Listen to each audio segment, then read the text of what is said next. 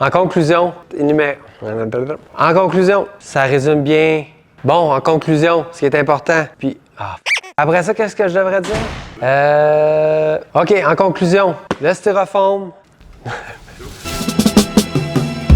Salut tout le monde, c'est Olivier de Boréal Campeur. Aujourd'hui, on va vous montrer comment isoler votre plancher. Sûrement la première étape que vous allez réaliser. Une chose qui est plus qu'importante, quand vous avez votre camion qui est vide, il y a des encaveurs, on les remplit pas. On laisse ça ouvert, comme ça. Si jamais vous avez un dégât d'eau, peu importe ce que vous renversez, bien, l'eau va pouvoir sortir de votre véhicule. Fait qu'on bouge pas les trous à l'arrière du véhicule, sur le côté ou en avant. C'est fait pour que ça respire puis que l'eau sorte. Ensuite de ça, vous pouvez choisir l'épaisseur que vous voulez, ça vous appartient. Si on voudrait être au code, ça prendrait des pouces d'isolant en fait pour que ça soit vraiment efficace. Fait que nous autres, la vision qu'on a à travers tout ça, c'est plutôt de casser le pont thermique.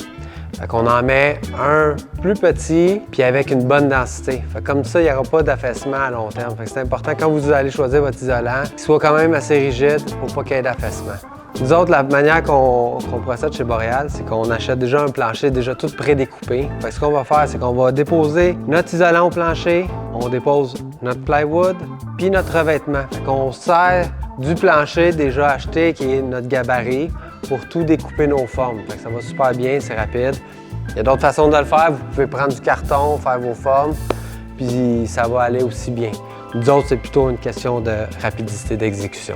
Fait qu'ensuite de ça, ce qu'il va falloir faire, on colle le styrofoam avec la polyuréthane.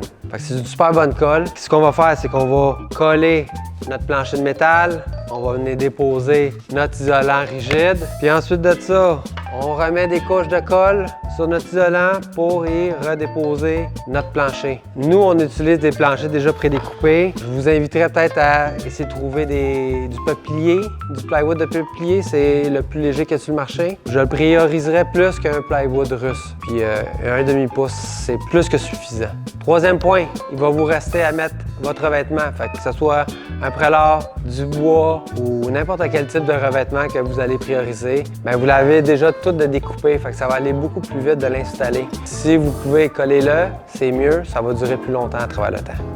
Bon, en conclusion, première chose à ne pas oublier, on remplit pas les encaveurs. Deuxièmement, on prend de la colle polyuréthane. La teinte fait super bien la job pour coller le styromousse et votre plancher. That's it. C'est simple. Si vous avez des commentaires ou des questions, n'hésitez pas. Je vais vous répondre à toutes vos questions.